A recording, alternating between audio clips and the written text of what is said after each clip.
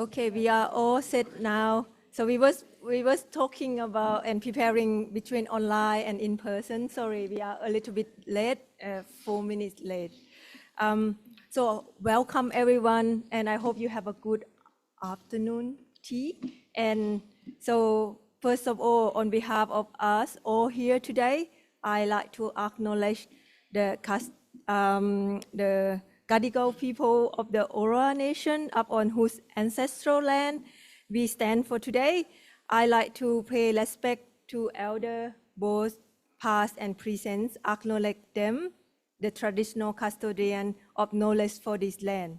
So that's my first started for that. And in this session, we have 3 presentations.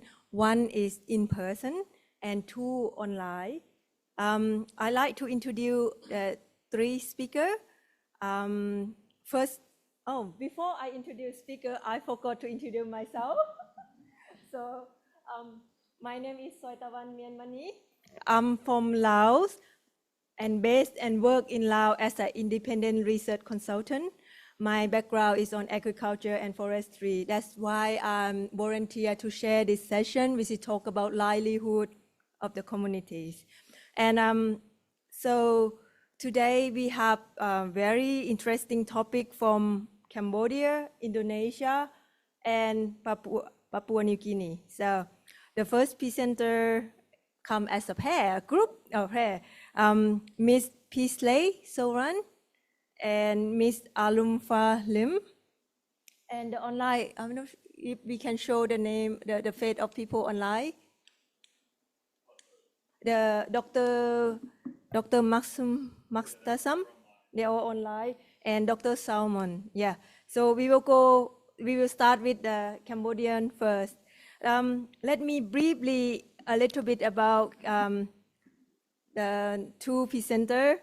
Prisay is a master candidate, and she's at University of New South Wales, and her research is investigate the applications of learning, analytic, and generate actionable intelligence with higher education context. So she worked as an e-learning education design as a prominent international non-profit organization. And so during this time, she also have a professional experience where she discovered this research, the one that she are going to present. And for Miss Alumfa Liam, she is an international development professional with a solid background in education and has extensive experience in supporting programs across Asia and Pacific region. Currently, she serves as a UN agency. She brings strong foundation for both international and local organizations. Yeah, so now I like them to present the topic that they are going to present is investigating digital and financial capacity building among women in the informal economic in Cambodia. So are we ready to hear what does it mean about the women in economy, and what does it mean of informal economy? So I am very excited to learn about that, and especially with women involved in that. So the floor is for Pisay and Alumfa. Thank you.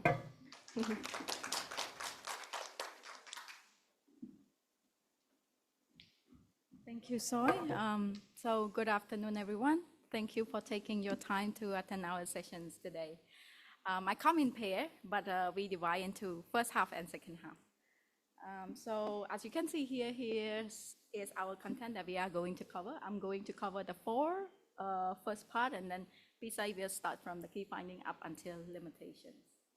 So I want to start off our presentations with a striking statistic from Cambodia.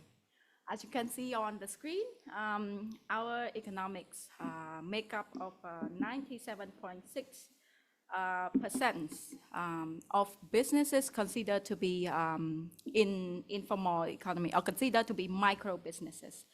And among that, 69.1% of all of those businesses are operated or run by women. So if we talk about Cambodia's economy, we have to talk about women. Women are considered to be a backbone of our of the total business or our economy. So the timing of this research for Cambodia is very important because Cambodia government has set some clear goals in order to achieve digital transformations and as well as financial inclusions. So according, like Cambodia Digital Economies and Society Policy Framework aims for strategic digitalization by 2035, while our National Financial Inclusion Strategy, they are working very hard to expand the access of finance to all people across demographic. But before we move into our findings, it's important for us to set some groundings on specific key terms for our research. And the first one is, of course, the term informal economy. So informal economy has been defined differently by many different institutions.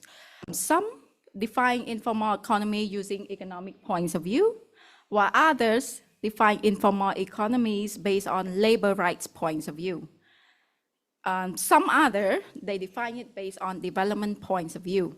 But for us, we want to say that informal economy, in short, refer to any informal arrangement or informal activity that are not governed or are not regulated by any formal institutions.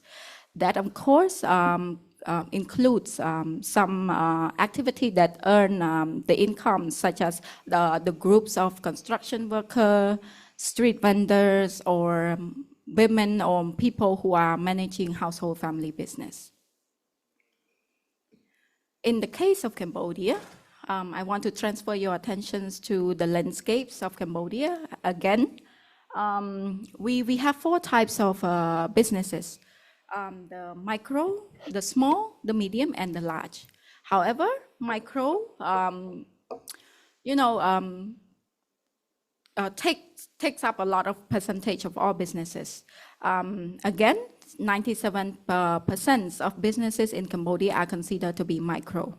And by micro, we refers to any business that are operated with less than 10 people and with the assets of less than 50,000. So if you take a look at the percentage on the right-hand side, actually on my left, but on your right-hand side, you can see here, female representative takes up a lot of the whole percentage of businesses. Then if you look from the top to the bottom, you can see the number keep decreasing, the number of women representatives keep decreasing as the size of business is going up.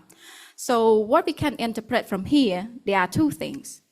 One is that women they tend to involve more in small businesses, involve more in informal economy.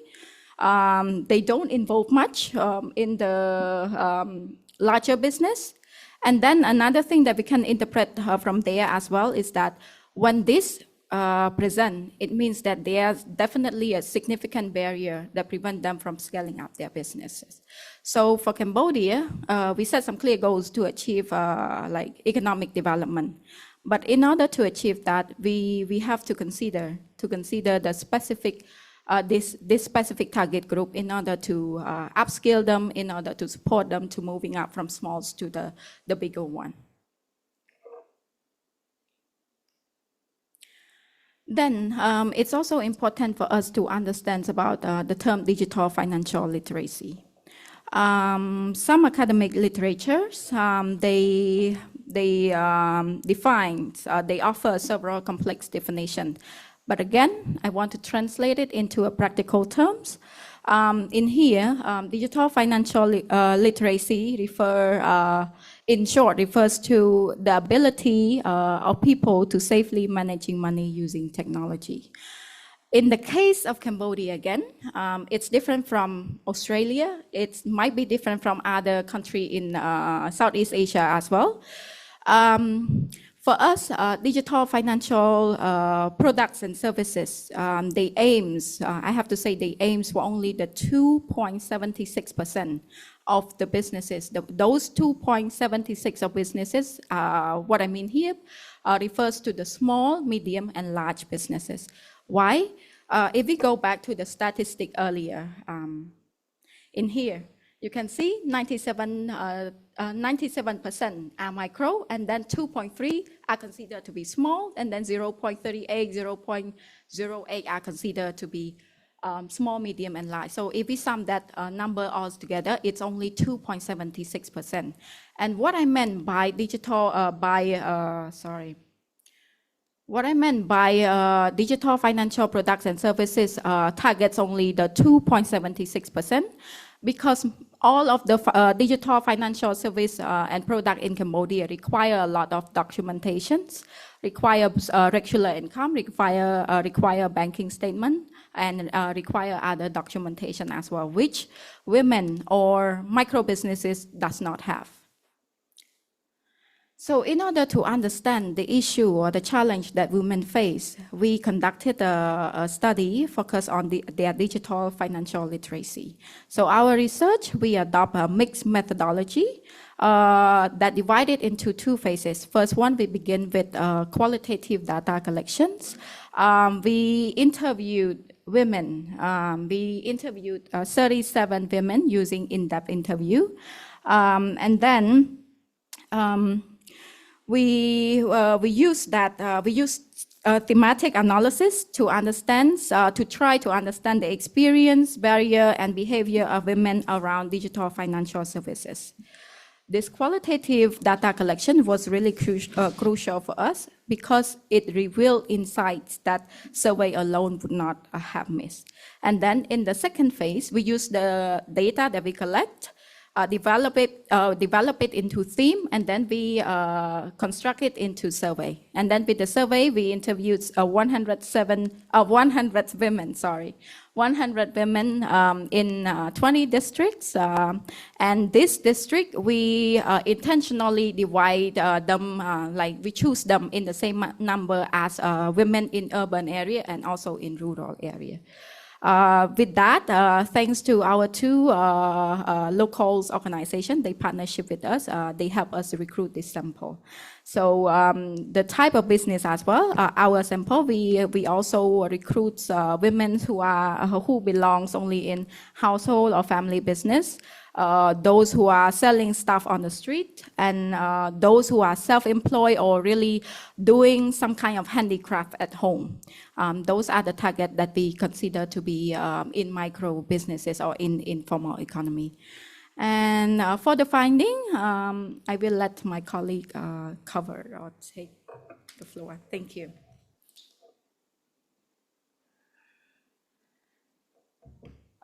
Thank you. Good afternoon again. I will be talking about the findings we have discovered through the research methods that we employ. But sorry, I know we string you along through the definitions, but just once more time.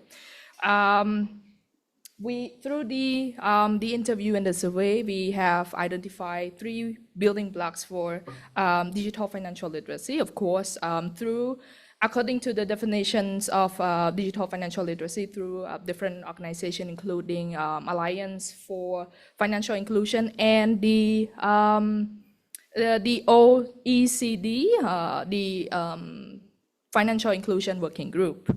And, oops, sorry, I got a call. Right.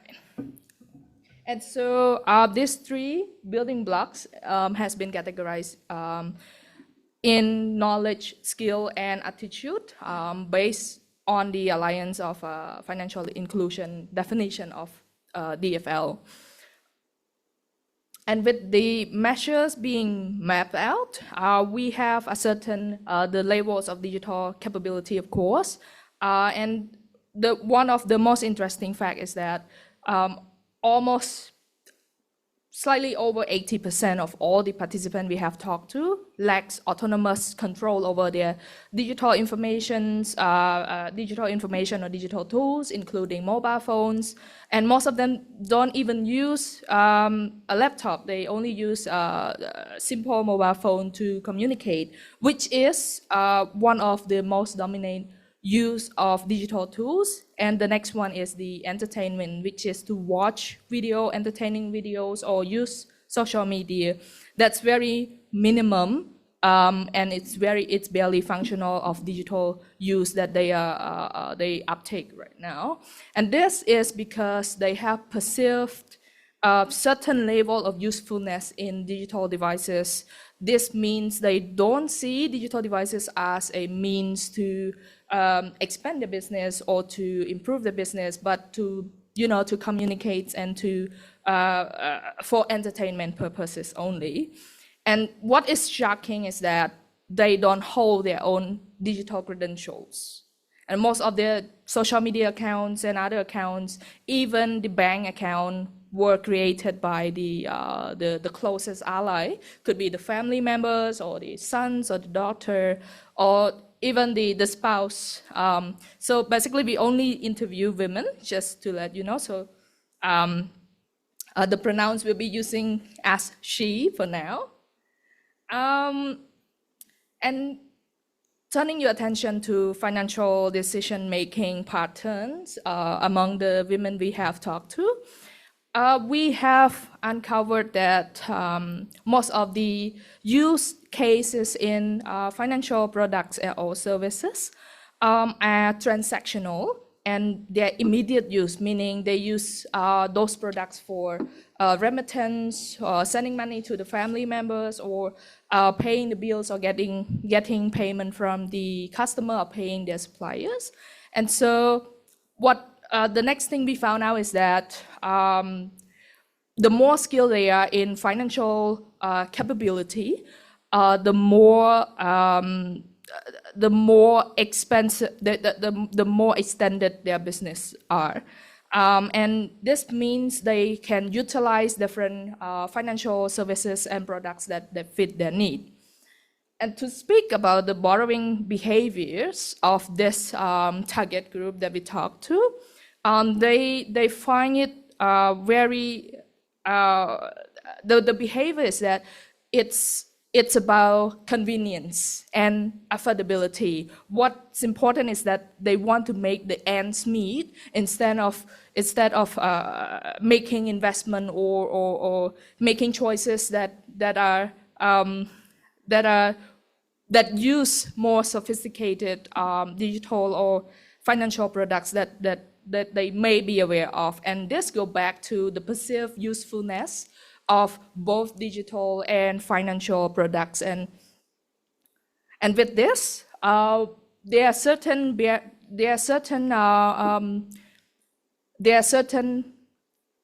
concepts that we have identified through this through this study. First of all, the lack of autonomy, as you may know, it was driven by the lack of resources, the lack of access to digital devices, very limited resources to digital devices. And this means they have very low protection of frauds or debt traps, as you may have seen reports on over-indebtedness in Cambodia. And this can be driven by structural barriers in financial product design. This means there are certain caps of money that they can withdraw or they can receive from the customer. And given that the small businesses operate only on $20 per day, which is the bare minimum, or even lower than the bare minimum of the withdrawal level of the ATM in Cambodia. And so this is not relevant to them at all, am I right? So this low utilization of digital tools or informational resources leads to the knowledge and the use gap in financial products, and let alone talking about digital financial products. It's not relevant at all, almost none to them. And with this, I just want to bring your attention to the two key barriers of uptaking digital financial products in Cambodia: the lack of information, knowledge, and of course resources such as in funding, given the operating cash is very low. Of course, we have certain limitation, but I'll speak to you in that in case you have questions, just to save time for other topic. Thank you.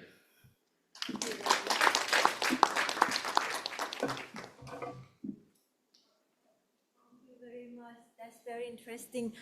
We want to keep question at the end for all three presenters. So each presenter have 15 minutes. So we will move to the second presenter. Keep your question and you can post in the WOWA app. Please active in the WOWA app if you have questions. So now we move to the second part. Second presenter, Dr. Makstasam. Could you show his, please? Okay, yes. We can't see him. Oh, yeah, now we can, yes. Okay, very brief introduction about Dr. Makstasam. He is a rural community development and agriculture extension specialist at the Agribusiness Study Program at the Department of Socio-Economic of Agriculture, Faculty of Agriculture, the University of Mataram, Lombok, Indonesia. So Dr. Makstasam have long experience. He finished his PhD in 2000. Imagine 25 years ago at University of Queensland. And yeah, so some of you may be still very young, right? Yeah, so that's him, Dr. Makstasam. So he's going to present about the smallholder farmer adaptation strategy on climate change for sustainable agriculture and livelihood, a case study from Sumbawa, Indonesia. I'm very excited to hear about your research, Dr. Makstasam. The floor is yours. Thank you. Okay, thank you very much, sir. I'm old enough because, yes, I finished my PhD in 2000. My title for this presentation, Smallholder Farmers Adaptation Strategies on Climate Change for Sustainable Agriculture and Livelihood, a case study in Sumbawa, Indonesia. It is the result of study that supported by Connexi and Australian government. So thank you very much to the Connex. And today I'm trying to share the main finding from the study. Okay, next. The title of the project supported by Connexi, this is the Reach to the Reef of Integrated Watershed Management Approach to foster the socio-ecological and livelihood resilience of small island in Eastern Indonesia. It is a collaborative project between Mataram University, Gajah Mada University, Patimura University, Universitas Kristen Arca Watana, it is in West Timor, as well as with the Center of International Forestry Research in Bogor. The research was conducted in 2023 to 2024. The background of this research, let's have a look to the next picture. This is the background. Our concern with the sustainable agriculture, sustainable livelihood. You can see it is the case that we have in Sumbawa Island, where farmers are growing corn, going up to the mountain, clear the forest, and then they grow corn for feed industry. For this is a poultry industries. You can see what happened with the vegetation, with the everything. It is worse situation. So you can see we talk about carbon emission, carbon sequestration, oxygen production, and biodiversity issues. You can see this is the problem that we cannot survive if we lose everything in this mountain. So go ahead. This is the background of the research. As a result, then we conduct research. The next slide showing the with this type of land management, so farmers just grow corn once a year. So they harvest corn only in May and June. And after that, nothing to do with the land. So this is problem. So the people become very poor and unemployment because of this land management approach. Then we conduct a research to identify how people respond to the situation. The next one. Then we conduct research in Sumbawa Island. We select what we call Sumbawa watershed area. At the upper stream, we went into the Batu Dulang village, and the middle stream, we select Pelat village. Then we conduct data collection in the next slide. So we conduct a survey in November 2023, and we conduct also focus group discussion and follow up with the training. This 2023, 2024. The result of the studies based on the data collection, then we develop alternative intervention. So then we promote alternative policy option. We conduct policy dialogue at the provincial level as well as at the national level. The next, please. So just to summarize, because we have a very short time, to summarize the finding, the study confirmed that the smallholder farmers found the problem with climate change. So they experienced almost 100% of the participant of this survey as well as focus group discussion. They claim that they found the problem with climate change. They claim that some effort to grow trees or crops, they fail several times, and then once the rain coming and continue, then they can survive. The crop and trees can survive. So according to the research, then they explain that the climate change not has led to the cropping failures, but also reducing the productivity as well as the product quality. This is we find from the research. However, some farmers also have taken adaptation strategies. We identified 2 adaptation strategies taken by farmers. First, adaptation to address the problem of water scarcity. So the first one, this is the very interesting finding, I think, that farmers try to think how to collect water and then can be used during the dry season. This is there are several strategies the farmers taken. The second strategy we identify during the study that the farmers are growing more trees as well as more crops. So what we call as agroforestry practices. The next, please. So from the study, then we also identify that those farmers who have taken adaptation strategies to address the issue due to the climate change, some of them success in addressing the issues. So by collecting water through pond, the water collector, and installing water tank at the farming system, so they can help the crops and trees to survive during the dry season. And the findings also confirm that those crops and trees survive and start to give a fruit and produce the product. Then the challenge for us how to bring this sound approach to address the issue of climate change into more people adopt these effective alternative strategies. So this is the challenge for us, because we want the other farmers also to adopt this approach. There are some opportunities to promote the sound approach in addressing the issues of water scarcity and crop failures because of the impact of climate change. National as well as the local governments are very keen to support every effort that we mentioned, we promote to support smallholders farmers address their problems. Okay, then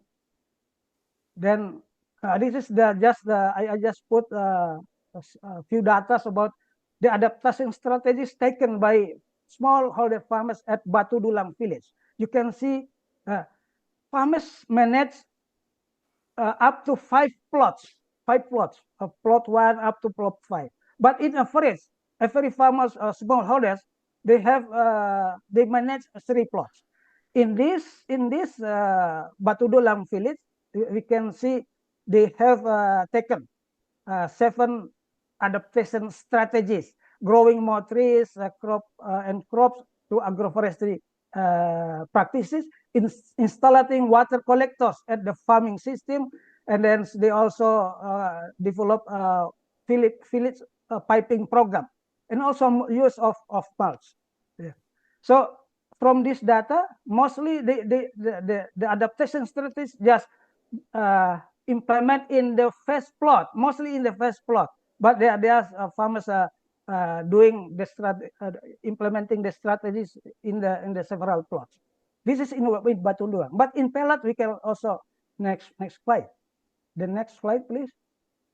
So in Pelat village, this is the middle at the middle of the Sumbawa watershed.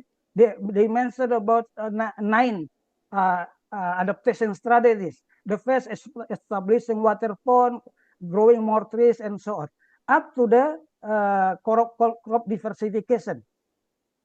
Again, they just the adaptation strategies for the first 2 plots or first only a few plots from all the plot they have.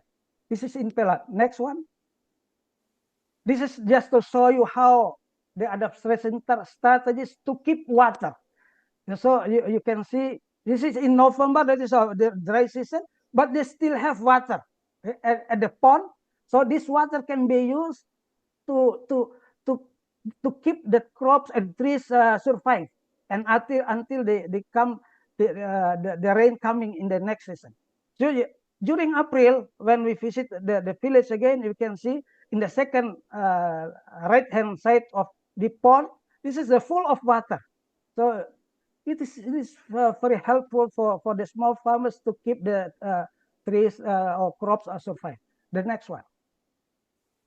So this is to show you that some farmers growing more trees, growing crops. This is maize, peanuts, vegetable. They also introduce grass and lecena. They grow fruit trees. This is what happened in Pelat village. The next one. Nah, this one in Batu Dulang village. Yeah, they have a plastic for collecting water. The water collected during the rainy season, and they also install a water tank.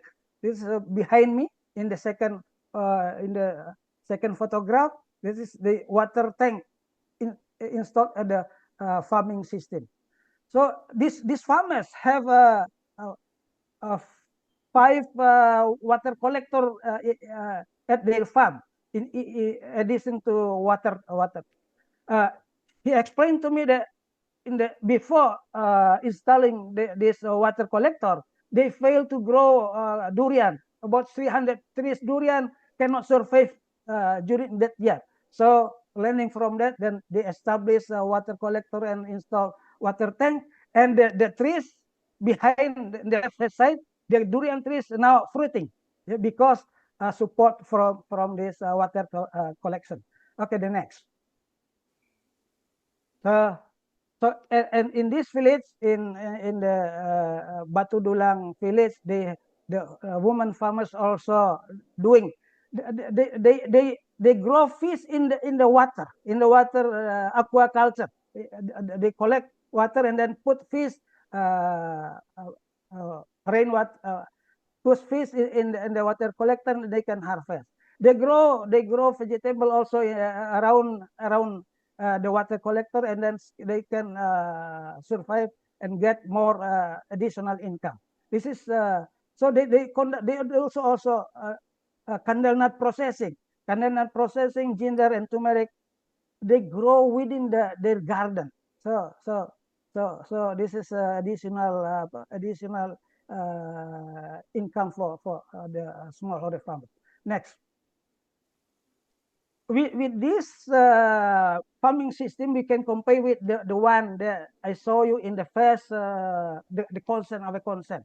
With this form of farming practices, growing more trees and more crops, they can harvest at least 6 types of product: candle nut, coffee, avocado, medicinal plant, honey, bamboo. So they work all the years. There is no. I mean, they have all activities along the year from January up to December, and then full of activities. They produce different products, and as result, so their income still there. Yeah. Dr. Maxman, you have 2 minutes left. Okay, then thank you. Thank you. Final. The next one. So we recommend in Batu Dulang that the smallholder farmers to adopt fruit-based agroforestry, while in Pelat village we recommend food crops, livestock-based agroforestry. While at the same time, at both agroforestry system, they still implement water collectors and management. Next. This is the, okay, next. So in conclusion, this study find out that the climate change has been there, and farmers realize that there are problem with a scarce of water for the farming system. The climate change has created problem in terms of reducing production, product quality, as well as the price. Then we identify effective alternative strategies to address the issue by adopting what we call as a climate smart agroforestry. The challenge is how to scaling up, then scaling out, and scaling out this successful story. The last one. Okay. Next one. Thank you very much to the Connection Program and Australian government that support us with this extend research activities, as well as help us in addressing the issues of smallholder farmers and improve the quality, the learning process of the Mataram University. Thank you very much, and thank you. That's all. Thank you very much, Dr. Maktasam. That was interesting, and we keep the question at the end. So now we move to the third presenter, Dr. Solomon. Okay. Hello, can you hear me? Yeah, Dr. Solomon, are you here? Yes, I'm here. Can you see me? Okay then, yeah. Okay, good. Good afternoon, Dr. Solomon. So very brief introduction about Dr. Solomon. He is a senior lecturer at Agribusiness Study Program, Socio-Economic of Agriculture Department, Agriculture Faculty, University of Papua. He teaches several subjects: agriculture, production, marketing, strategic management, and so on. So Dr. Solomon recently completed his PhD in University of South Australia under Australia Award Scholarship, which is many of us here are alumni, and some are currently awardee. I am Australian Award alumni. Yeah, so same like Dr. Solomon. He's going to present us about his research on least propagation and resilient strategy of palm oil supply chain in West Papua, and a social network analysis. Okay, so the floor is yours. We are looking forward to hear your story, your research. Thank you, Dr. Salmon. Thank you so much, Dr. Soy. Hi, everyone. My apologies because I couldn't attend in person in Sydney, but I'm happy to share my research at the moment. So hopefully I can manage 15 minutes to share about my findings. Okay, I'll start with this is the title about risk propagation and resilient strategies in palm oil supply chain in West Papua. a social network analysis. So just focus on these quantitative methods. So next, I've divided this presentation into 5. Start bit of introduction and explain about the context of West Papua, and then about research question, the purpose, and then a bit of methodology, research and finding, and last one give some conclusion, and then with some implicit limitation and implications. So as you know that supply chains are a fundamental aspect of agribusiness, providing the necessary logistic management and processes to deliver agricultural products from farms to consumers. However, they have become increasingly complex due to factors such as market volatility, rapid technological advancements, geopolitical risk, and the growing demand for customization. These complexities have led to heightened risks within agribusiness supply chains, making risk management a critical concern for organizations globally. The recent trends of globalization have further exacerbated these risks, stressing the need for robust strategies that can effectively address both local and international challenges. The interest in supply chain risk management has grown significantly over the past 2 decades, transitioning into a key research of research. However, the examination of agribusiness supply chains, particularly the risks associated with them, is still in its infancy. There is a pressing need for further investigation into agribusiness supply chain risks from various stakeholder perspectives. Understanding the role of different stakeholders and their interrelationships is crucial for effective risk management, as failure in managing supply chain risks can lead to substantial losses for organization. So that's a bit of introduction. And then recent research highlights 2 important topics in this domain: risk propagation and supply chain resilience. Despite their significance, literature on this topic has been limited, warranting further empirical studies to explore this dynamic within agribusiness supply chains. This gap in knowledge prompted an empirical investigation into the Indonesian palm oil industry, particularly in West Papua, which face unique risks that affect multiple stakeholders throughout its supply chain. So if you can see from this diagram, actually, the relationship between agribusiness supply chain on the top one, and then the bottom one about risks in agribusiness supply chains. And I've developed this diagram based on my first paper, systematic review papers. It was in 2001, and then here is the link, you can find out.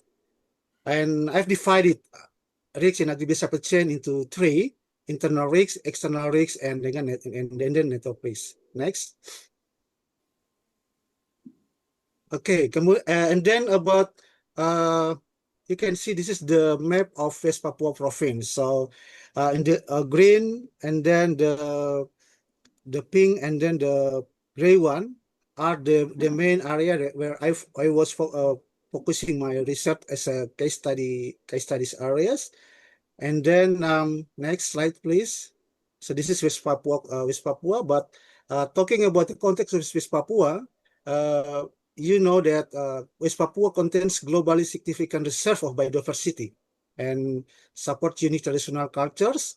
Forest, river, coastal, marine ecosystem contains globally significant biodiversity and carbon stocks.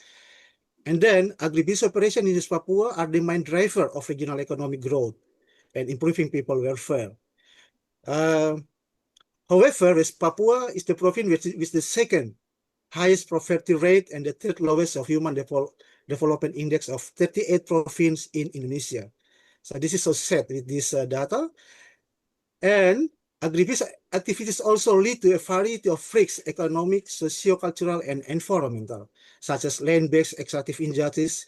One of them is palm oil activities, massively continue to convert natural forests so that it's eliminating the source of community life and habitat of endemic animals that are living in that area. Next slide, please.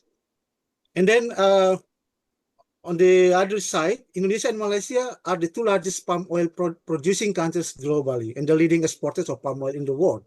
However, maybe in some areas, but I can see that especially in West Papua, the development of palm oil plantation in West Papua has been more than 40 years. However, its activities lead to several major issues such as environmental damage, both ecologically and socially, due to conversion of forest areas into palm oil plantation. Indigenous people lose their food sources and other raw materials. So, based on this context, so I've been thinking how to solve or how to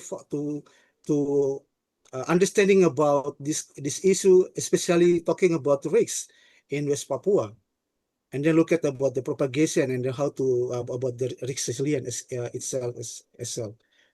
Next slide, please. So this is the knowledge gap. So especially about social network analysis, I think this is something new for me when I was doing my PhD.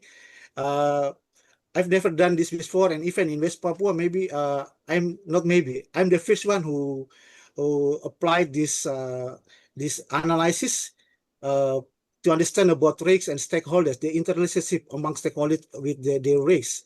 So in this research, I adopting a pragmatic stance and using mixed methods approach to identify key risks and potential resilience strategies within the palm oil supply chains. And then in total, there are almost 300 participants get involved in this research, and then 178 get involved in the questionnaire survey. So based on the questionnaire survey, and then I try to analyze using social network analysis about the risks, the key risks actually related among the stakeholders in West Papua. Next slide, please. So this is a research question. Why has the propagation of risks in palm oil supply chain affected supply chain performance, and how can its resilience be built and maintained? So I'm just focused on the purpose to investigate the risk propagation resilience strategies in palm oil supply chain from the case of Indonesian palm oil industry in West Papua.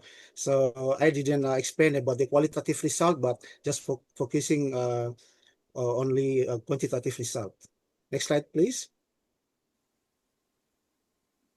So yeah, this is the quantitative data, 178 valid responses using using Net60 software to visualize risk propagation, and then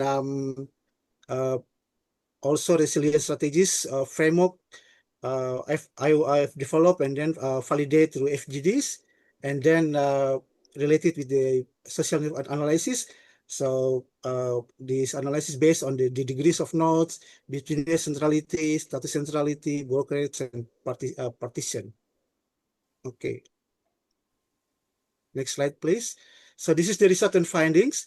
So actually, risks in the palm oil supply chains can be divided into three, as I mentioned before: internal, external, and network risks.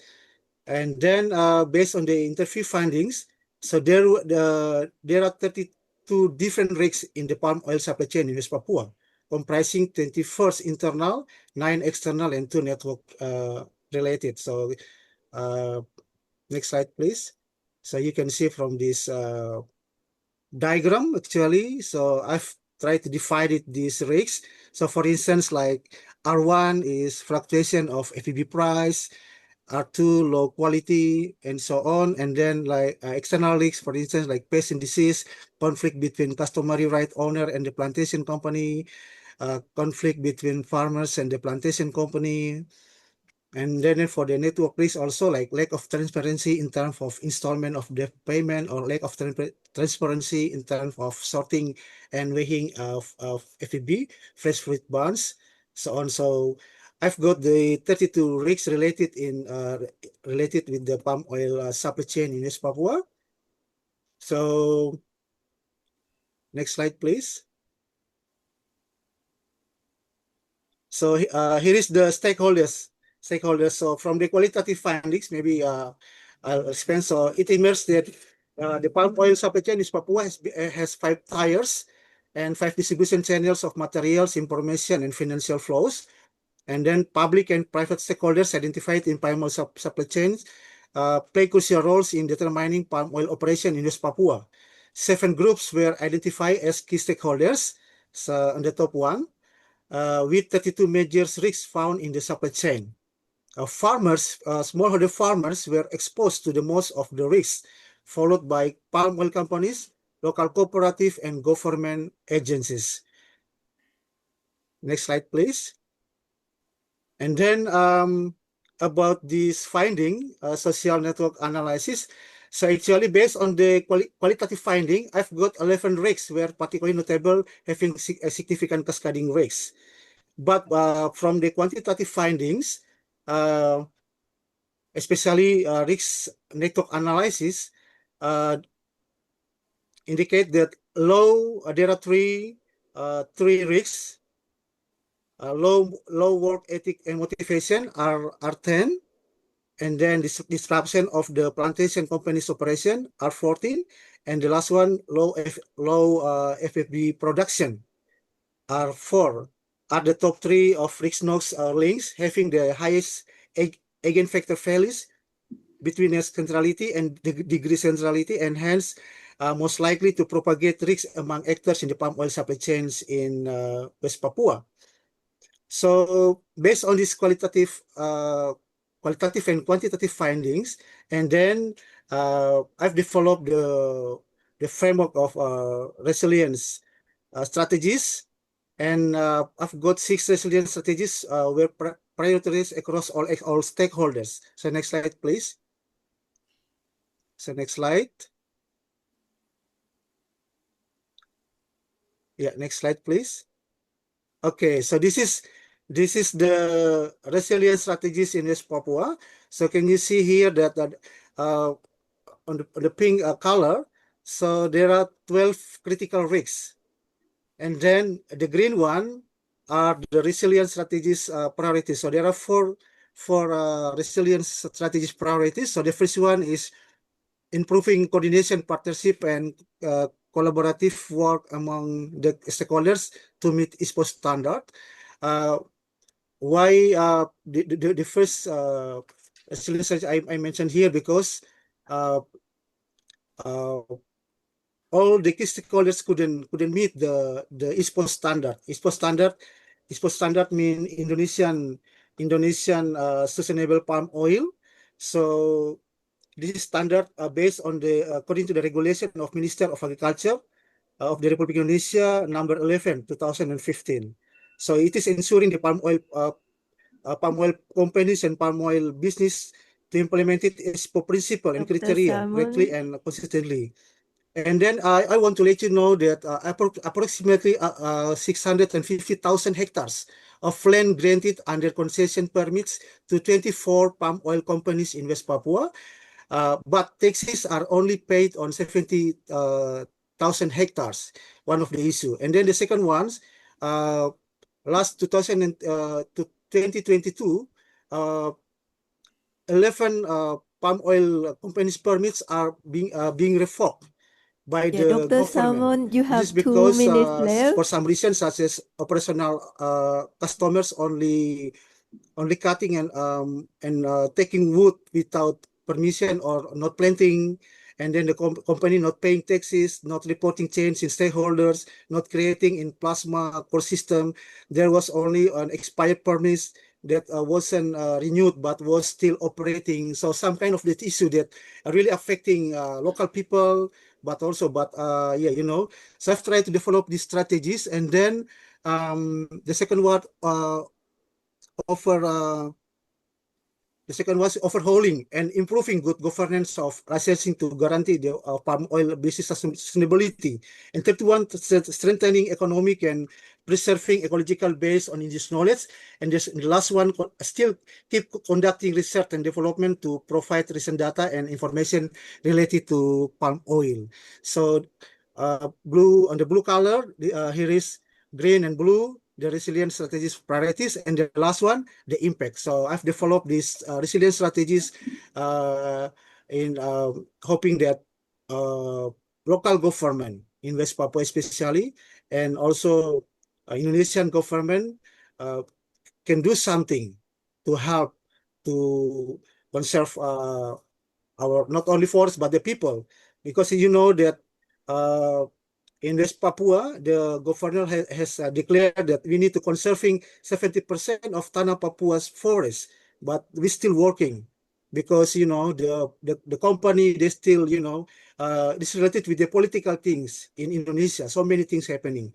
So West Papua now has become the target in Indonesia develop the to develop the palm oil plantation in Indonesia.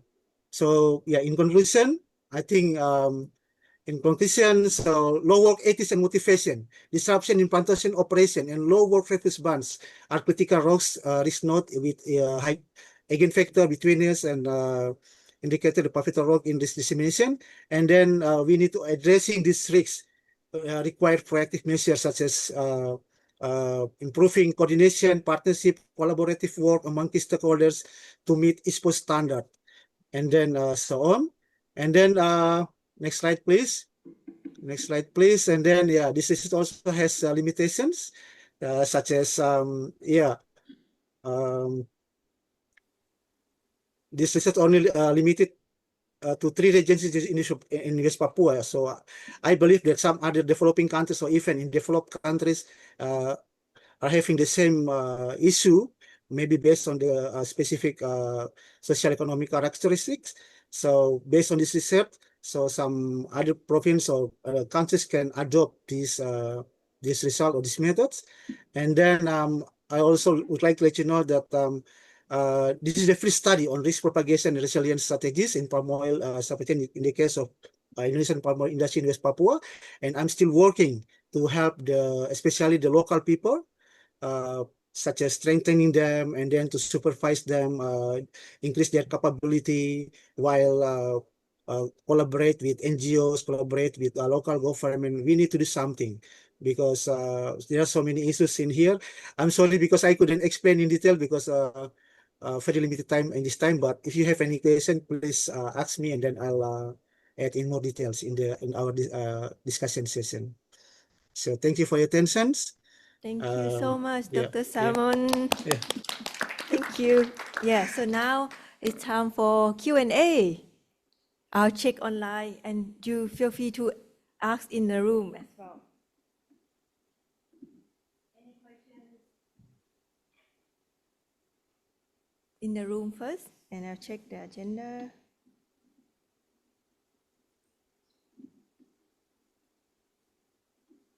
There's no question online, only one chat. Let me check the chat.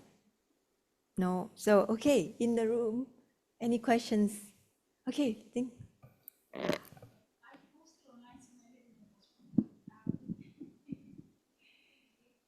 Sorry, I thought I put it on the app. Yeah, maybe it's for the first presentation. I was wondering about, you shared about the amount of money, but how much trading is, like how much the money goes, from hand to hand, like how much movement is for these women to, yeah. Thank you for the question. I don't need to use this actually.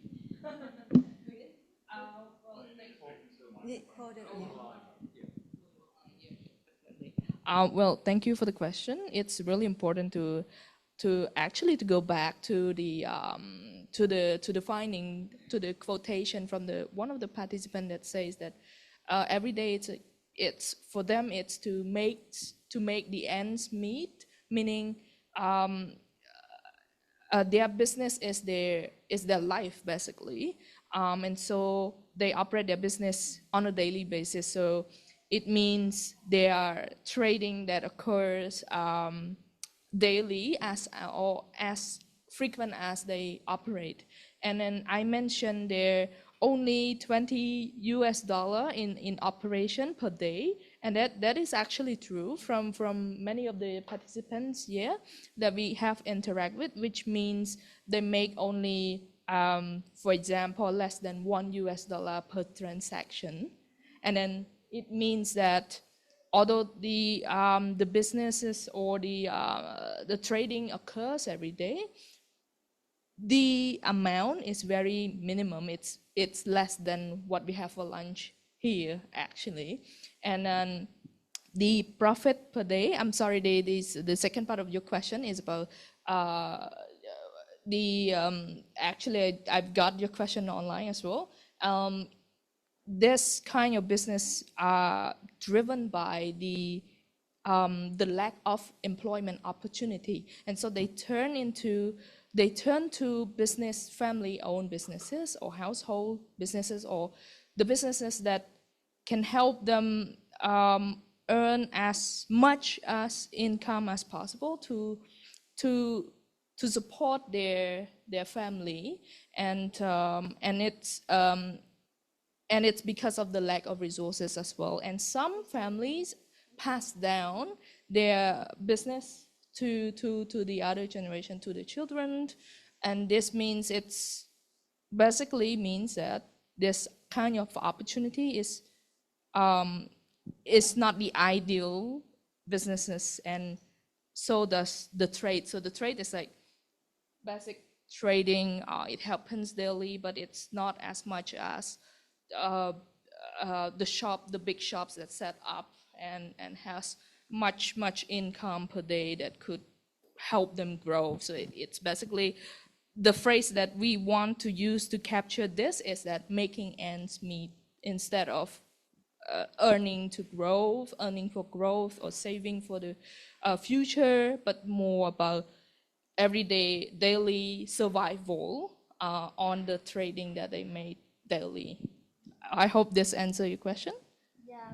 Yeah, I was asking because in South America there is a digital financial borrowing to these informal markets, because there is also a huge informal market run by a small micro business by women, and they borrow because the banks don't borrow money to them.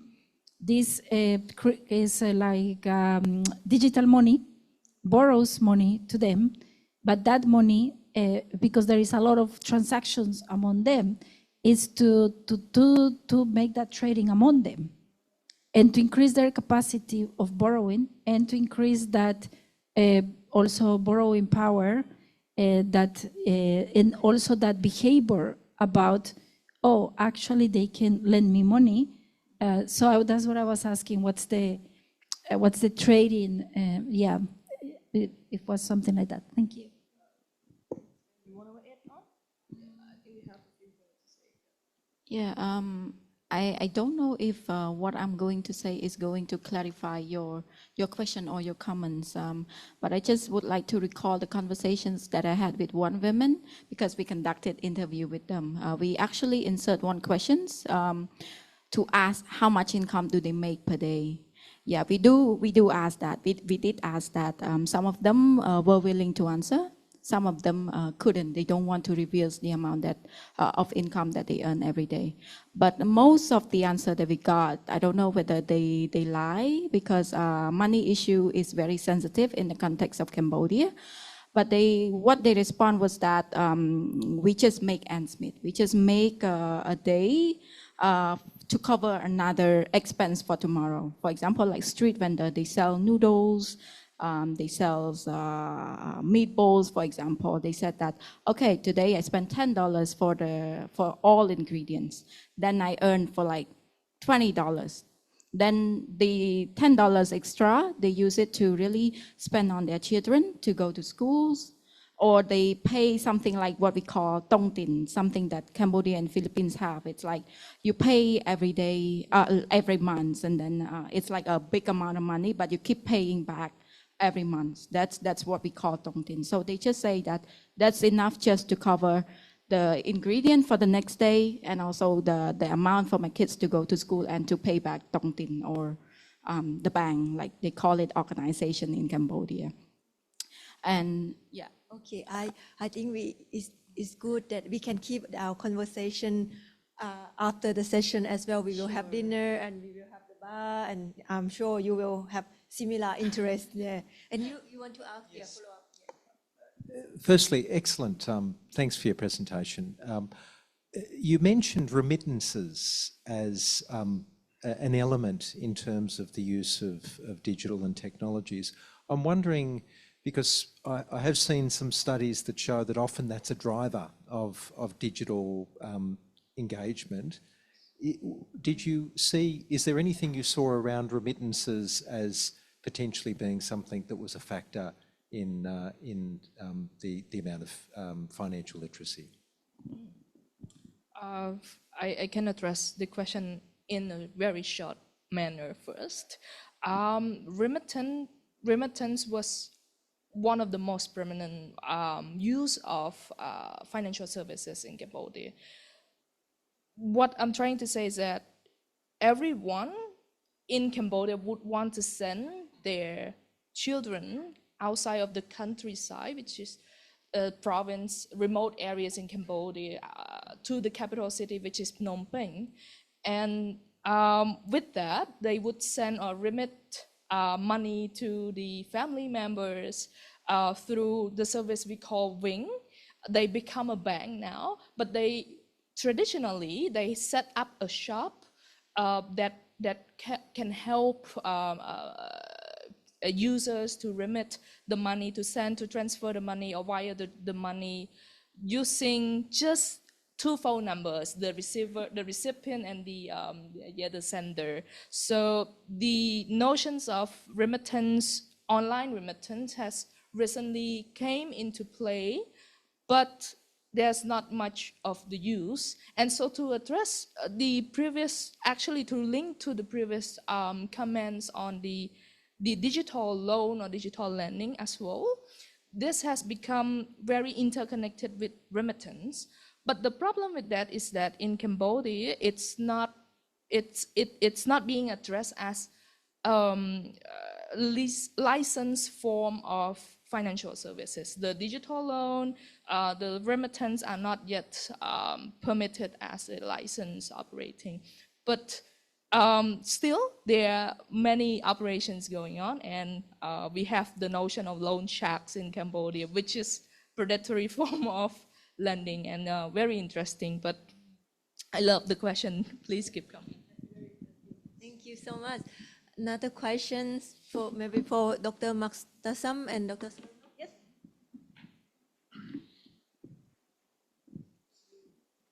Yeah, my question is for Dr. Muktasam.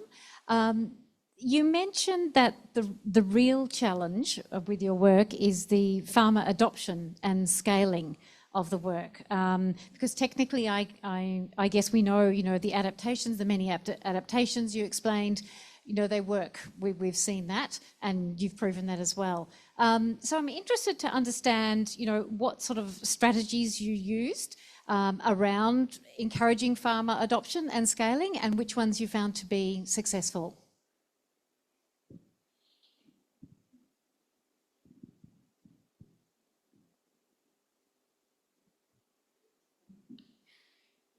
Can you hear? Oh, okay.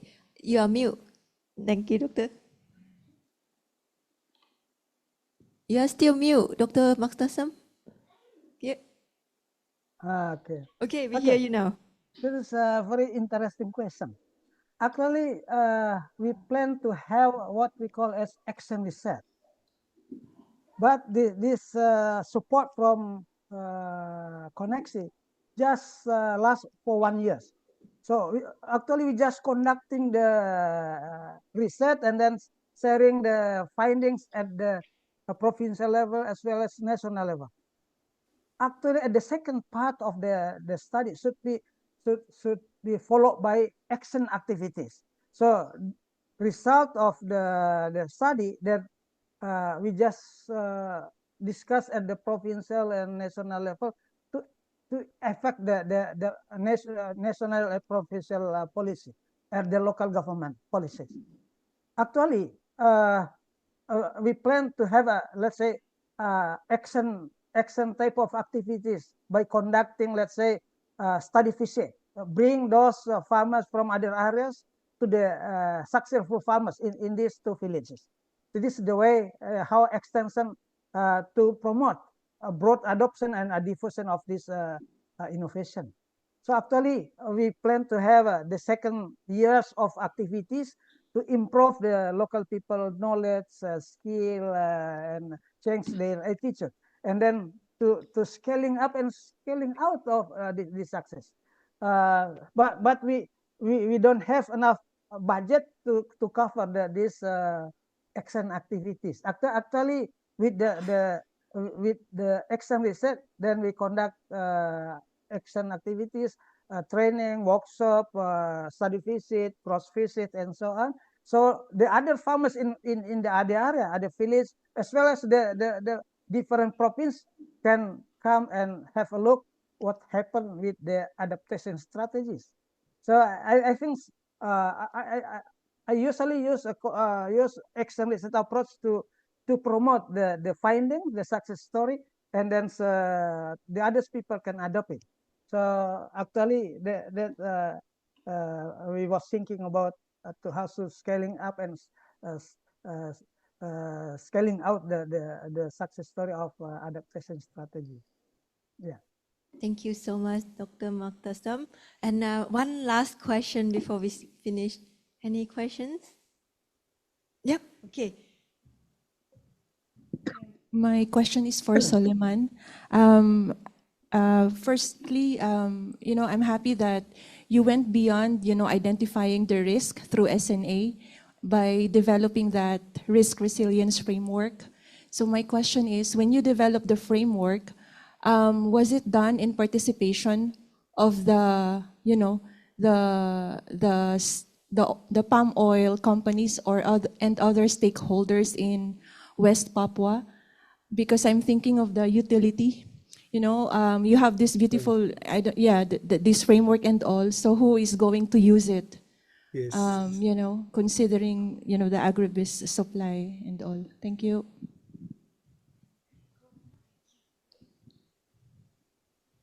Well, excellent. Thank you so much for that valuable question. So yes, I mean, I've developed this framework based on the FGDs, and then it was the, I mean, the palm oil companies, so the representative of stakeholders should be involved at the time. So I mean, it's complete, like the representative from palm oil companies, from local West Papuan government, even at the province and district levels, and then from the local communities, NGOs. So I'm trying because this is the framework that I found based from the qualitative, and then develop this framework, and then I have to discuss with them. So.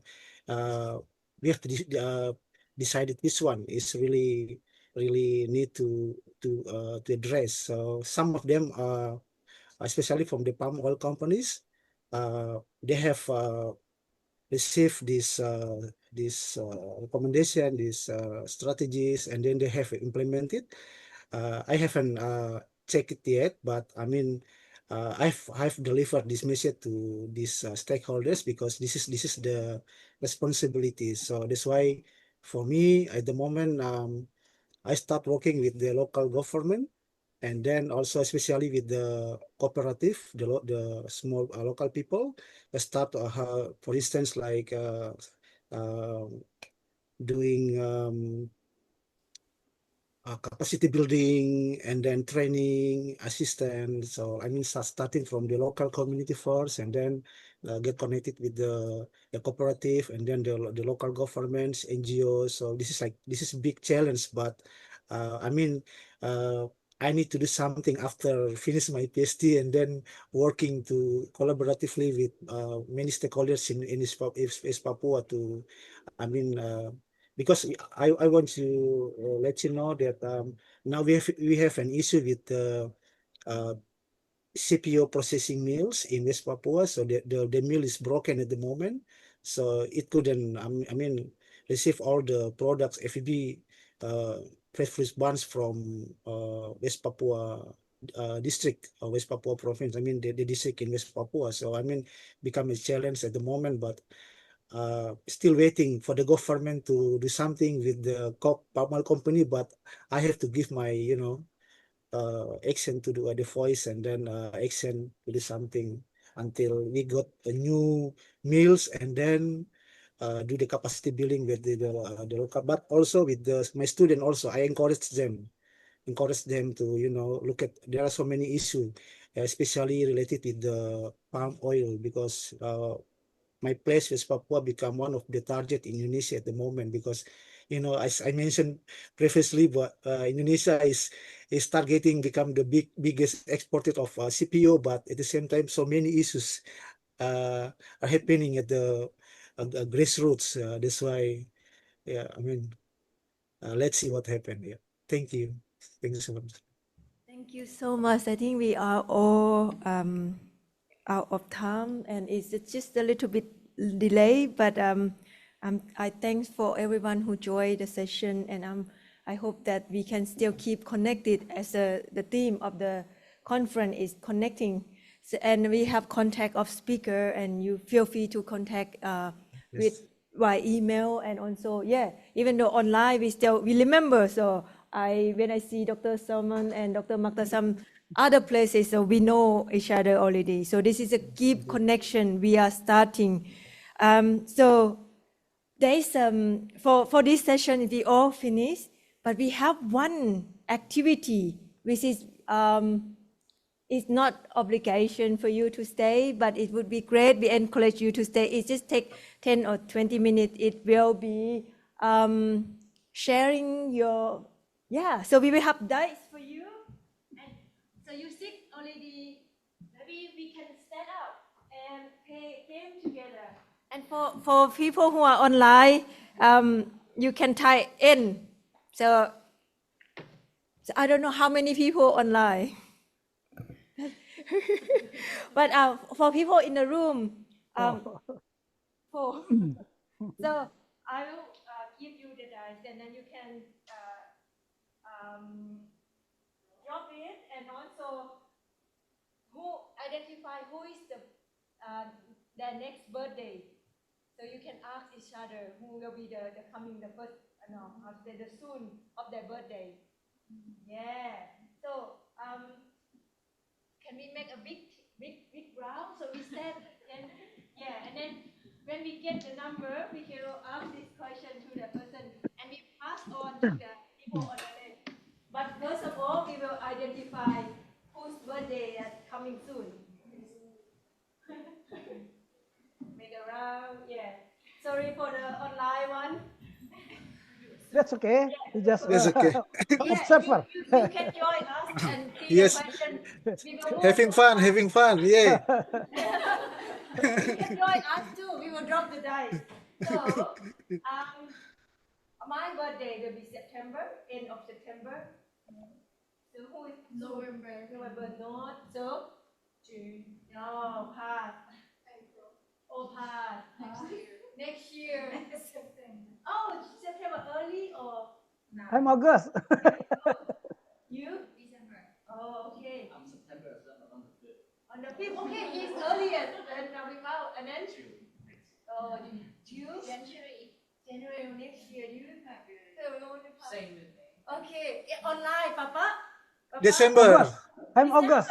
Okay. Papa? I'm December. No, December. I'm okay, August. We found the earliest one, Mr. That's me. Oh, that's you? Yes. Nicole. Nicole? Okay, you can drop the die, and then... Ooh. I'm sorry. That's okay. It's an exercise. Number 3. Number 3. Okay, number 3 is what new resources, tool, or opportunity did you discover? That's a very easy app. Sulaiman. I think I found that app to be very resourceful. It has everything in there. It's designed for an introvert as well. In case that you don't want to ask the question out loud to someone in the room, so you can use the app to ask the question. So I find that very resourceful. That's very good. I found that it's interesting too, but I couldn't see your comment. That's the thing. In the app. You saw it. I will talk to you. I didn't see question, but thank you. So then you move to the one next. Your left. Okay.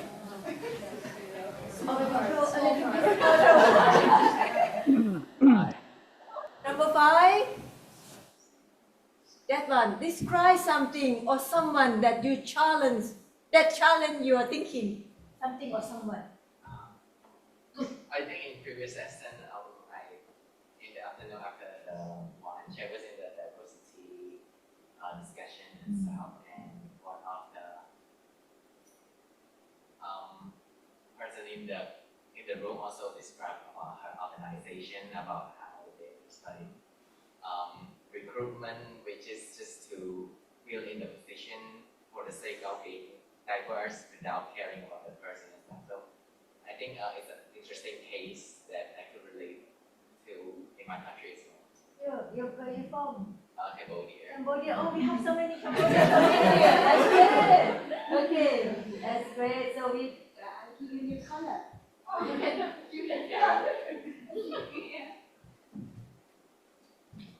Oh, you want to read it? Yeah.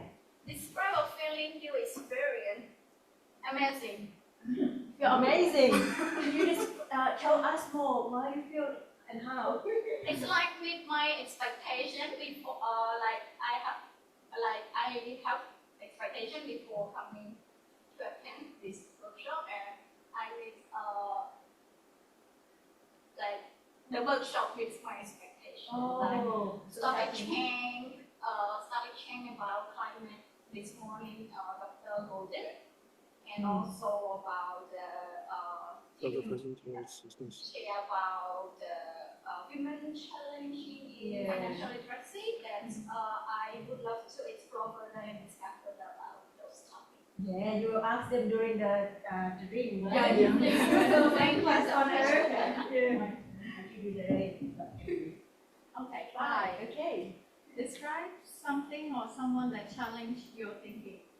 I think that would be her. I'm sorry, I don't know your name. Get to know each other now. Yes, you asked a very good question, and it reminds me of the time that I went to the field to interview those women. So, yeah, it helps me to reflect back, to recall my experience, so on and so forth. Yeah, okay. So, Papa, you hold on. It will be yours soon. And then on the left, and then it will be online.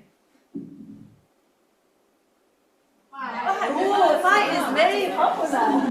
I would say the person that challenged my thinking most would be the person on the right. We spent, I think, a year working on this study.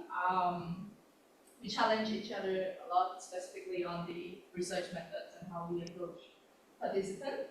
Coming from a qualitative research person myself, this was the first time I conducted the mixed method, so it was quite challenging. It's good to have someone who always questions my judgment. Okay. Yeah, question is a good strategy to answer. What is it? We couldn't find it in the research, but then if someone asks us, then we try to explain. I agree. Okay, now online. Bapak Maktasam, Dr. Maktasam, and Pise will throw it for you. 1, 2. One. You got number 1. You can see can you see the question? Describe something unexpected that happened. Dr. Maktasam, are you mute? Yeah. Okay. No. I'm okay, yeah. The question for you is, can you please describe something unexpected that happened to you? I meet some of the nice participants attending my presentation. Yes. Yeah, okay, unexpected. And also, I forgot to mention Dr. Maktasam planned to attend here in person. But because of the registration and other issues, so he couldn't make it. And I feel like in person is better, right? Like here. That's right. So that one can be unexpected happen, right, Dr. I miss Australian. I miss Sydney too. Yeah. Thank you, Dr. Maktasam. So, Dr. Solomon, are you still there? Yes, still there. You still here? Okay, I will let you throw the dice for Dr. Solomon, please. Number 4. Number 4. Describe a feeling you experience, Dr. Solomon. Wow, that's great. Yeah. Great feeling. I have a great feeling. Yes, because got an opportunity to be a speaker in this conference. And before I just last 2 weeks ago, I did the different presentation with the Michigan State University as well. So I mean, I feeling like this is a good opportunity, and then yeah, meet you all guys. I mean, get new people and new network. So hopefully, yeah, we can connect on not only now but in the future. Yeah, definitely be Thank connected. you. And thank you, Dr. Solomon. And it's my turn. So I get yellow one. Not number 5. What is it? What is something you could apply to your own work? To my own work, I would say we talk a lot about connecting and sharing and also promoting how to make the development more impactful to local people, like local-led development, which is I really want to apply and keep continue promoting this practice in my country, where I have been working with Australian organizations, and they are so good, I would say excellent. But it's because the environment here already give me that facility and give me the green light to do it. And now I want to continue in my country, but I have already started. But it's about journey is always have challenge, and it's not always smooth. But I'm hoping that taking start is not too late, and don't feel that it will withdraw our motivation. So I'm still thinking positive and want to continue to promote co-design and local-led. So we are same. We are here and keep the conversation going on local-led development and co-design. Yeah, thank you. That's me. Okay, I move to the left. Yeah, here. Five. Oh, very popular. Oh, I think this morning I felt like the writing the free number part was quite difficult because I couldn't think of any number that I can tell a story. So I just like put my paper blank. So it's just like I have nothing to do with number at all. Just to think about it, so it's quite challenging. Oh, okay. I'm not really related to that. Have you found your number there yet? So far, until this afternoon? Still empty. Okay, we will ask her during the drink or during dinner. Oh, maybe after a few beers. Okay, After 2 years. Thank you, but I want to check online. Is only Dr. Salmon and Dr. Maktasam, or is there other people online? They would be able to talk. They don't want to talk. No, they won't. Okay, sorry. We enjoy. Okay, we move to you. Yeah, thank you. Number 1, describe something unexpected that happened. Look, this is the first RDI conference that I've been to, and to be honest, I was a bit blown away by that opening session. I was like, oh, right, okay. I didn't realise we were here to discuss, the word development and, so many of those big concepts. I thought it would be, much a layer or two down from that, if you like. So it was like, oh, this is unexpected to me. So I had a bit of a look at the agenda, and I discovered that I was able to make it to the conference just this week, so I haven't had a lot of time to think about it. So that was unexpected to me, but it's been a pleasant surprise. Okay, thank you. Can I have a follow-up question? Oh. Okay. What was your expectation before the session this morning? Yeah, I thought it would be more focused around programs, like the sessions, I guess, that we have had throughout the day, more focused on actual programs and implementation and MEL, etc. Yeah, I hadn't thought about such a strong research, you know, an academic and philosophical side to the conference necessarily. But then, you know, it's RDI, research, development, so it's like, yeah, it makes sense. Yeah. Thank you so much for sharing. Yeah, yes. That color, yeah. Yeah.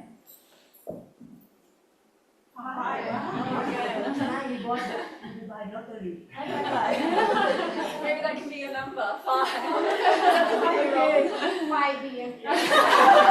Describe something or someone that challenged your thinking.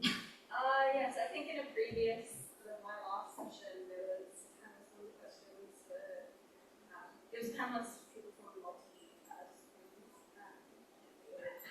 collaborated together in a project.